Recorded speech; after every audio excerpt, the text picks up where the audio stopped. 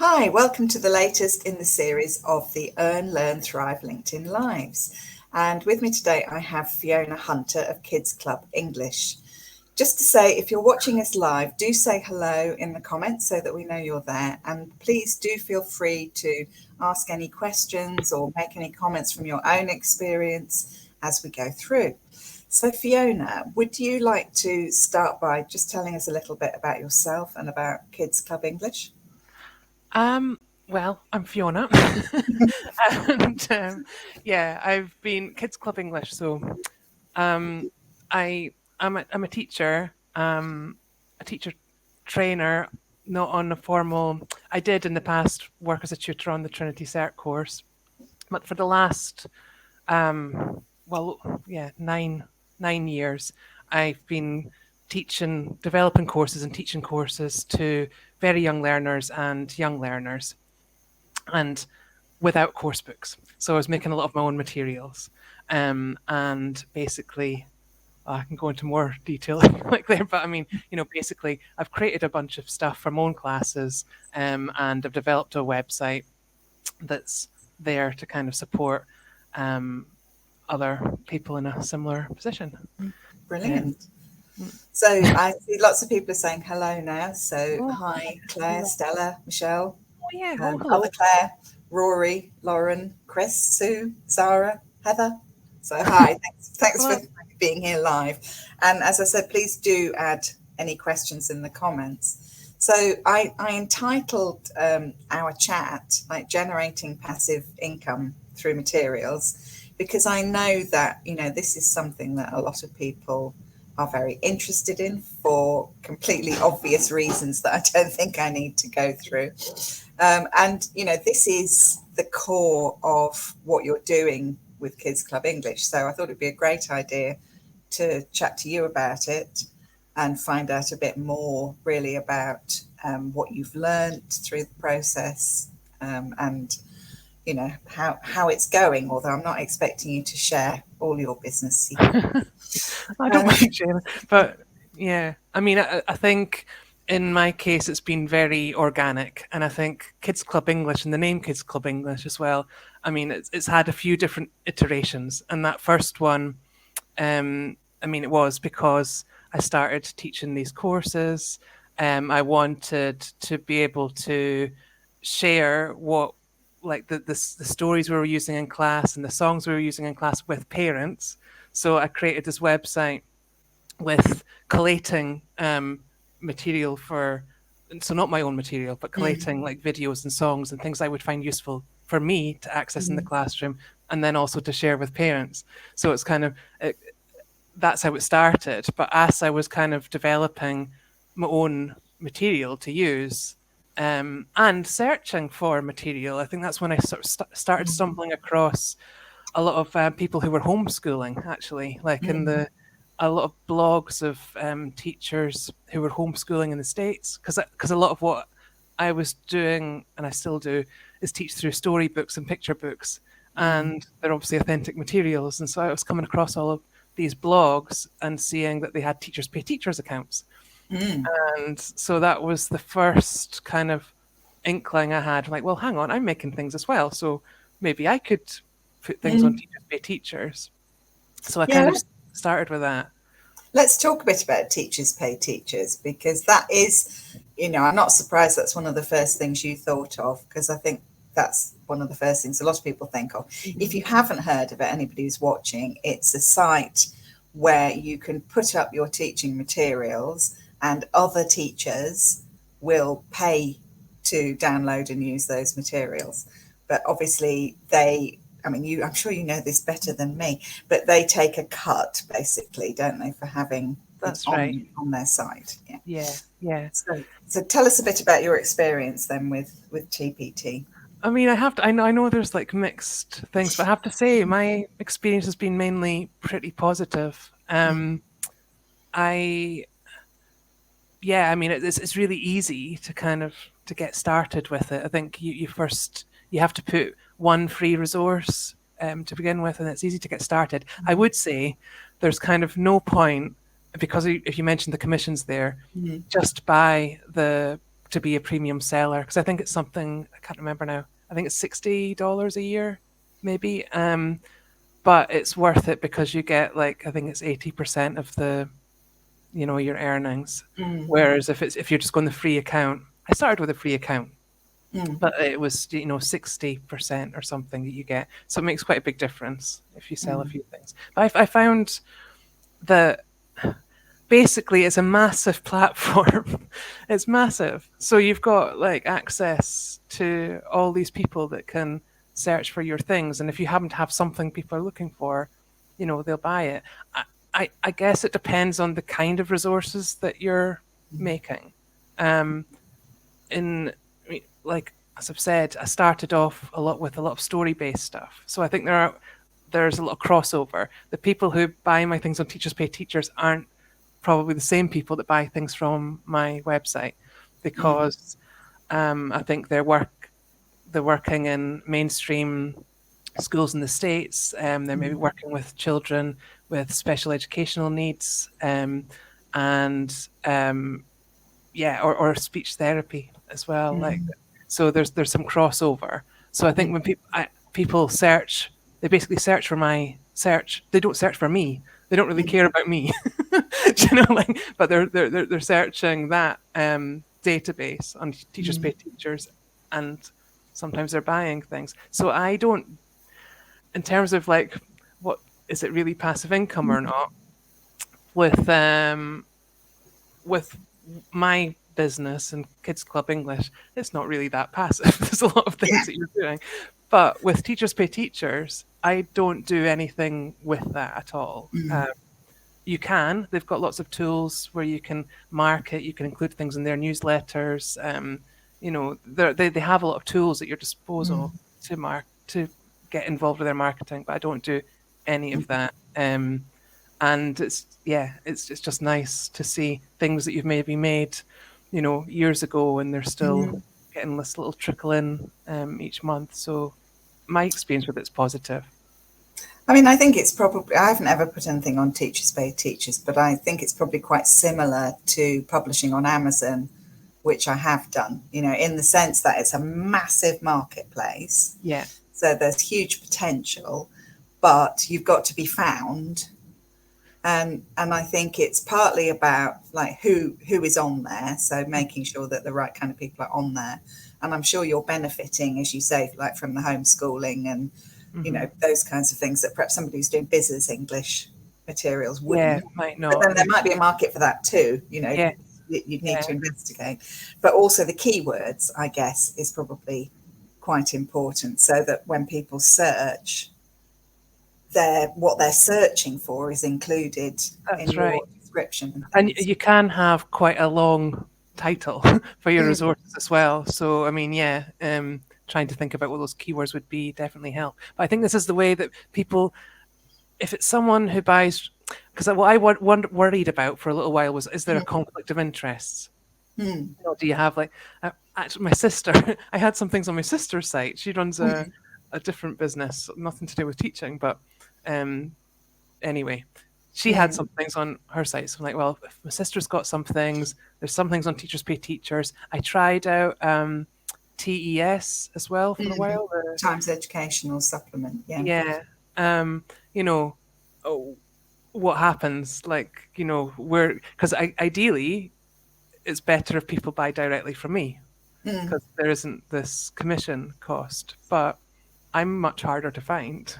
Like, if people go directly to Teachers Pay Teachers, provided the keywords are right, I mean, that's where they'll probably do their shopping. So, if they're thinking about, I need a new resource for this, rather than maybe going to Google, they'll go to Teachers Pay Teachers and they'll do their searching there. And I think what I've sort of, I was just checking this with Google recently. I think that, again, like Teachers Pay Teachers want you to, or TPT, keep saying it just a mouthful, but they want you to be searching and spending time, and they want people to be doing their shopping on their site. So in terms of like SEO, or search engine optimization, I think what they tend to do is So say someone was looking for resources to go with Julia Donaldson's Monkey Puzzle book, and you were putting into Google Monkey Puzzle, I don't know, activities teaching English.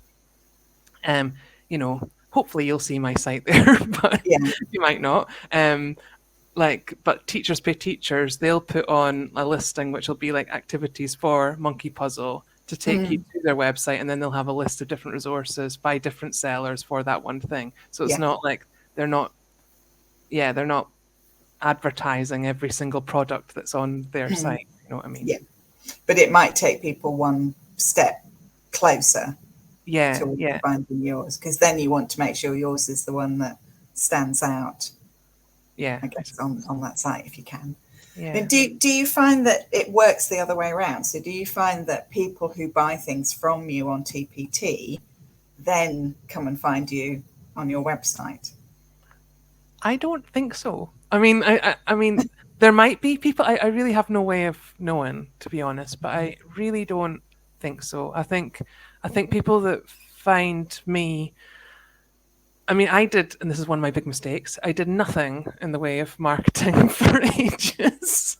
I hid away in my little corner of the internet, and but I still think the majority of people find me through Google search, and then people know me a little bit from social media now, so they might search for me or Kids Club English or something. But I don't think that people go from TPT to my site. They might, but I don't know. Just interesting to know. I've seen a few of the people have joined us in the last few minutes, so welcome. Please, if you have any comments or questions, I see Sylvina is here, who also self-publishes her materials. So if you've got any insights from your experience, Sylvina, please do add those. We've been talking a bit about sort of how Fiona got started, about Teachers Pay Teachers. Let's talk a bit now then about your website, Kids Club English, because that is also where you're selling your material. So how does that work? Okay, so I kind of tested the waters, Teachers Pay Teachers, and then I thought, oh, hang on a minute, I could put this on my website. I said I had it kind of set up more for collated videos and things to use for myself and for sharing with parents. So then I created the resources section, and now I've got all my resources on there, and that's where I kind of focus my attention now, is on my own website. And I don't know what to say about this. So I mean, there was like the technical side of things to begin with. So there's different options. Like I use Easy Digital Downloads, which is a plugin for WordPress. I think it was one of the cheaper ones at the time, and it's only for if you've got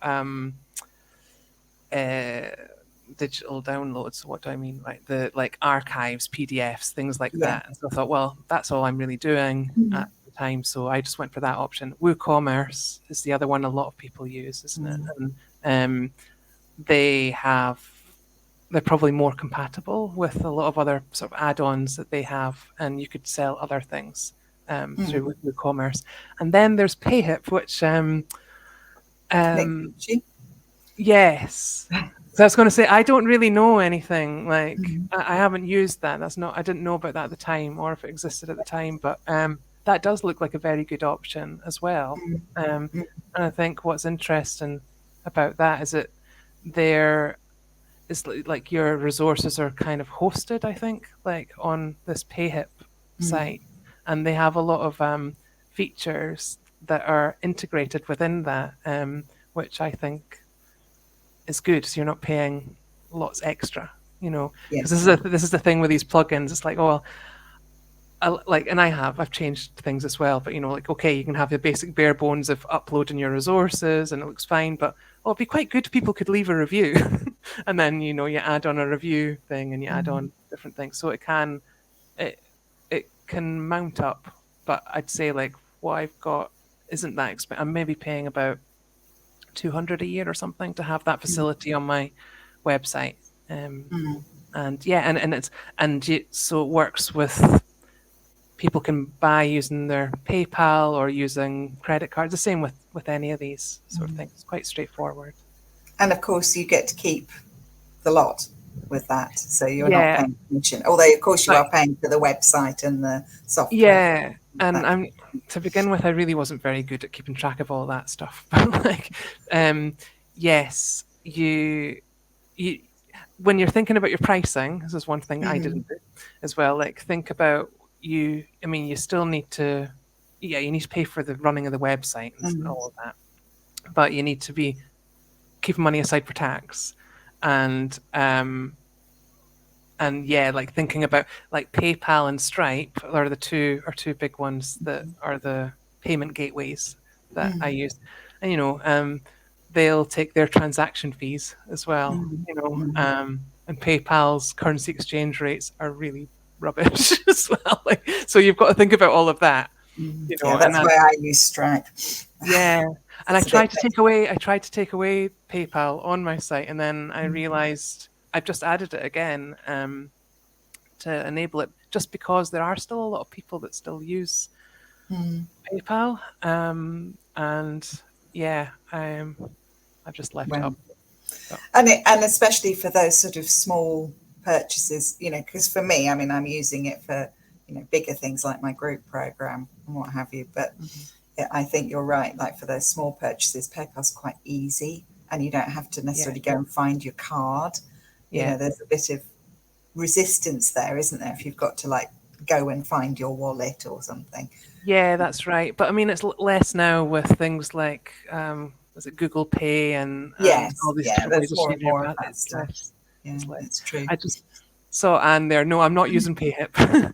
I'm not using PayHip now. It's something that Nick told me about, and yeah, and I thought it looks really useful. One thing, but what he said, but the same thing goes with everything. What he said is like, you're hosting everything with them, but then you're kind of at their mercy. Then, if they decide they're going to like hike up their prices, then you kind of have to go with it. But the same goes for if you buy a plugin like I do. So with Easy Digital Downloads, they have hiked up their prices, but because I bought when I did, they can't change it. you know.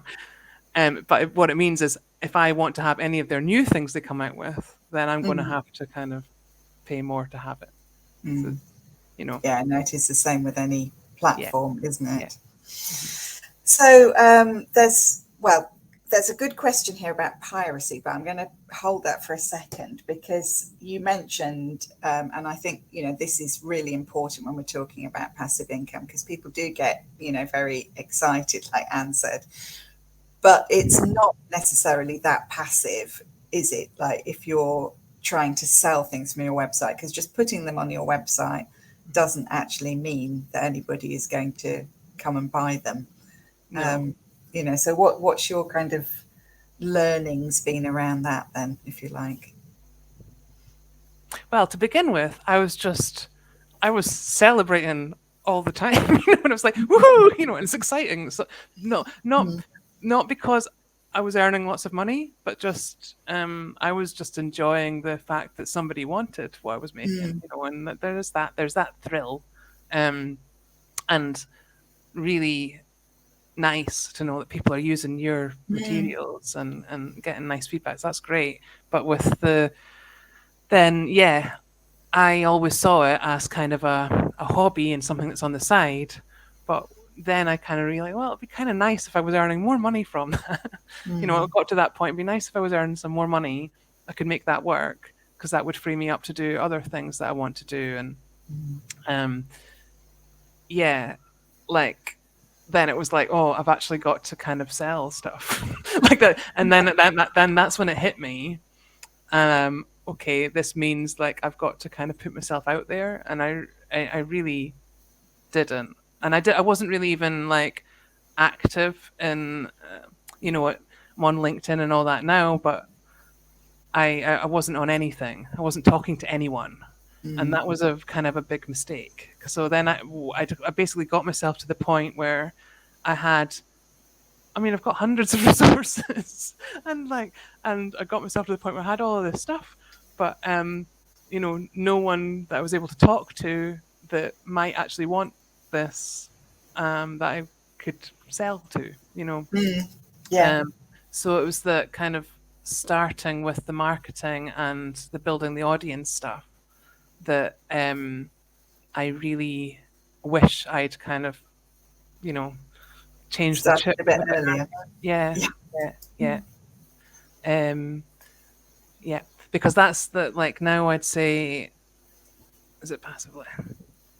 I'd say that it took me a long time, and like a lot of the things that you've taught me, and like working with you, even though I've known some things like in my head, like, yeah, it's not, you're not being too salesy. People have to, they might be looking for something. You need to let them know this stuff, and I've known it up here, or um, and having that sort of yucky feeling, like, oh, you're trying to sell something, and ooh, look at me, like that doesn't really sort of make sense, and I've known that up here, and I've told myself those things, but it's never sunk in. It took me so, like, it has now, I think. It's sinking. It's sinking. It's like, it's quite far down. But, like, it's taken a long time. So I think if I had known some of this business stuff earlier on, I would have saved myself a lot of work. So I think what I'm doing now is it's not that passive, but then part of that is because I'm going back and I'm trying to undo some of the sort of mistakes I made. But I think, I mean, yes, I think you're right that, some of it is sort of foundational stuff that we've been working on. But even so, going forward, it is a business, I mean, like even Coca-Cola, if they stopped doing any marketing, eventually people would probably stop drinking Coca-Cola, and that's incredibly well known, so we do kind of have to keep, I think, and we have to factor that into the costs as well. Yes, just accepting that, because to begin with, I really kind of resented spending any time on making posts, or it's like that. Yeah, I've got to hurry up and get through this because I want to get back to my real job. Which is also teaching as well. So doing the teaching and the material and whatever. And now I kind of like, oh no, okay, this is part of my job. And I think once I was able to accept that, and feel okay about that, then I've been able to enjoy it, and I do enjoy it, and I've met like lots of really amazing people, and I enjoy the conversations, and you make some lovely videos. I love your videos, and that's quite fun as well. This is, I mean, like, it's like the process of doing all this. I mean, I've learned so many like new skills, and I like learning new things as well. That's not necessarily directly related to teaching, but it's fun. It's fun learning this stuff. So talking about new things, you're developing your business a bit further, aren't you? So as well as the material. So tell us a bit about that. Yeah, so this is the next iteration of Kids Club English. So we're adding in a community to it, which is I'm really excited about. And again, it's something that took my time sort of thinking about and coming around to the idea. But I'm really excited about this. So it's going to be held in a private Facebook group, but I'm hoping it's going to be very supportive for teachers of very young learners and young learners. Because yes, it's great. Like, I've got you get access to all the resources that I've made on the website. So that's there. But there's so much more to teaching the materials, right? It's not just about the materials. And I've found myself, like, over the years, offering support to people informally when they've contacted me, or whatever. And I've enjoyed making these kind of teaching tip videos and things like that. So we're now taking this a step further and getting other people involved. So there'll be a Facebook group where we'll have a weekly show and tell, which I think will be quite good fun. Not just, I mean, like, obviously I'll share my ideas, but it's not just all about me. I mean, like, there's already some really amazing teachers that are signed up. I'm really excited to get started, and they've got lots of things to share as well. So we'll be sharing. So hopefully it'll keep us fresh in the classroom, and then there'll be discussion threads. I'm going to have, this is one thing I really am looking forward to, is a bi-monthly teachers lounge, which would basically be like a virtual staff room. Because one thing that's frustrated me a bit over the years as well is just that being able to kind of talk about the challenging things without the fear of losing face or feeling judged, and it's not always that easy if you're working, even if you've got a great team of colleagues, that you're working with. It's not always that easy to kind of admit that you're struggling sometimes.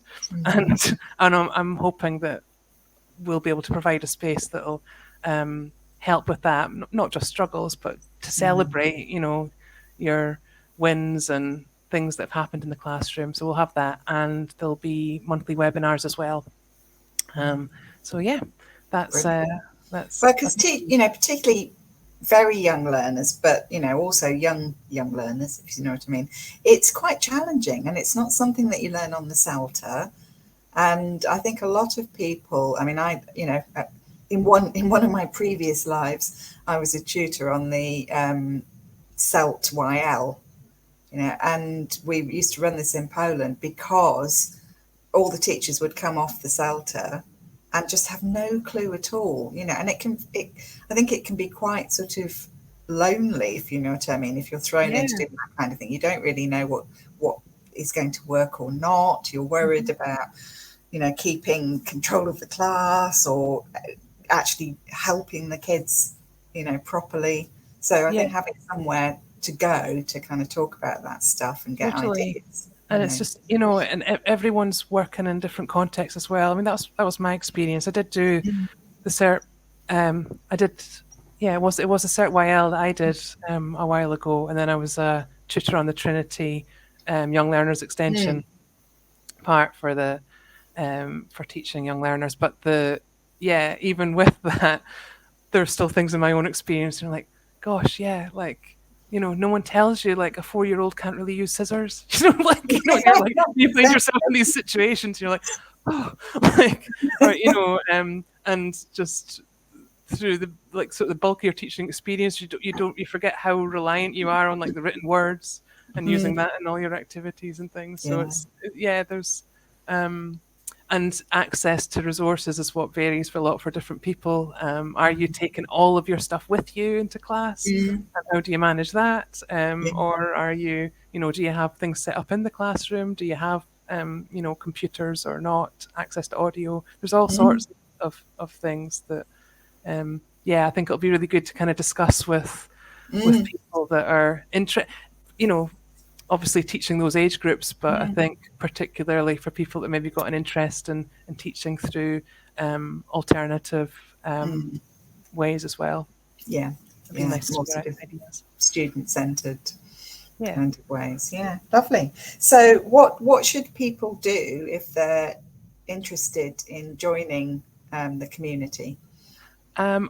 Just send me a message. So you can send it through LinkedIn, or that's probably the easiest thing to do. Just find me on LinkedIn and send me a message, and then I've got like a PDF with more information on it, so I could send that to you, and the link to, I've got a secret web page set up. It's like the secret founder member. This is quite a soft launch, isn't it? You're only taking a certain number of people. So that's right. Yeah.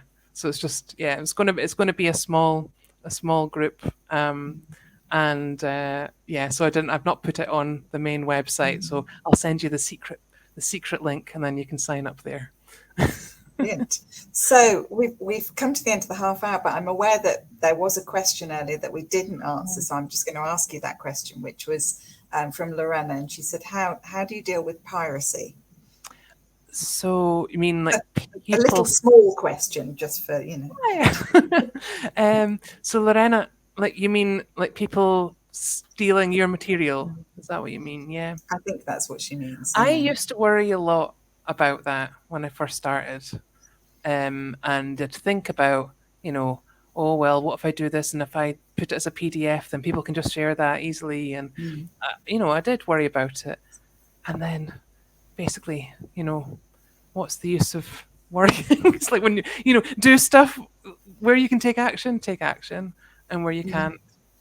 So I mean, on all my resources, I'll put copyright, Kids Club English, all rights reserved. I'll put that on all my materials. I'll include like terms of use, and I'll say that don't share this with other people and all of that on there. But and what I didn't used to be good at actually to begin with, but now I'm updating a lot of resources. I'm doing this with my previews and thumbnails. Is I'm like where it would be easy to kind of take a screenshot and use that for something else. I'm putting like preview across it. Watermark, yeah. Yeah, watermark, yeah. Yeah. And yes, and saying flatten. Yeah, you can. You can do that, and there's other ways of like with images you can set it so it's like the back. If you're using like PowerPoint or something like that, you can set it as a background so it reduces the quality. It's up to it basically depends. There are more things that you can do, but for me it's like a trade-off between how much time is it going to take me to do those things. Even the big publishers with all their resources let an awful lot of things go because it's just too expensive and too time consuming to like chase down everybody. They just go for the most egregious examples, I think. Yeah. So I don't know. Yeah. Well, I'm with you. I think we just kind of have to shrug a bit, but that doesn't mean you shouldn't put copyright notices on it, etc. No. Okay, Rory's saying, and we do need to bring it to a close in a minute, but he's asking about a portal for monetizing business English materials. So something like Teachers Pay Teachers, but for corporate training materials. I have to say, off the top of my head, I can't think of one. I mean, you may well be able to do that on Teachers Pay Teachers. I haven't looked. Yeah, I'm not. Have you heard of one? I'm not sure, particularly for business. I'm not sure. There are things I haven't explored, but again, I don't think this would be not great for business. But they're like speaking of platforms. I never really mentioned this before because I don't really think it does any harm having your things in other places. Because, like I say, I think it can be like different markets. Like Etsy is massive. I never thought about that for digital stuff, for resources, but that's one thing on my. Oh, maybe I'll just open a shop on there on Etsy. People use for all sorts of things. The other thing I was interested in, I think, although maybe somebody here knows, Eduki, but I think that might be, especially the websites I've seen anywhere, in French and Spanish and in German. But that seems to be a big. How do you spell that? Because we can't write anything in the comments here. So. Oh, we can't write. Okay. So it's EDUKI.